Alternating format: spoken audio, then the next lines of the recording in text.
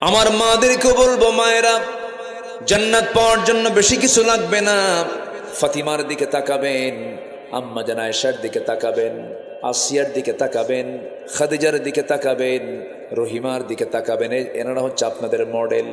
মারিয়ামের দিকে তাকাবেন।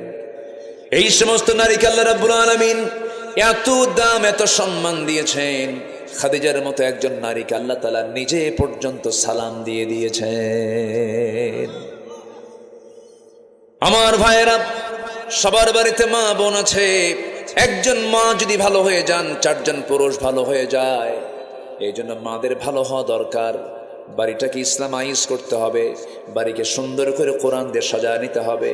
ফজর আজান হবে, সঙ্গে সঙ্গে ঘুম থেকে উঠবেন, ওযু বানাবেন, প্রত্যেকটা ঘরে ঘরে নক করবেন। ছেলের ঘরে বলবেন, বাবা উঠো, সালাত। কি সালাত? মেয়ের ঘরে নক করবেন, মা উঠো, সালাত। স্ত্রীকে বলবেন, স্ত্রী তুমি যদি অসুস্থ থাকো, তোমার যদি মিন্স হয়ে থাকে, ফজরের সময় হয়ে গেছে, ঘুমিও না, সুন্দর করে একটু পরিষ্কার হয়ে আসো, একটু জিকির আজগার করো নামাজের সময়। মেয়েরা যদি অসুস্থ থাকে, সেই সময় জিকির আজগার সে করতে পারে, কিতাব পড়তে পারে, সাহিত্য পড়তে পারে, হাদিস পড়তে পারে, কোনো সমস্যা নাই।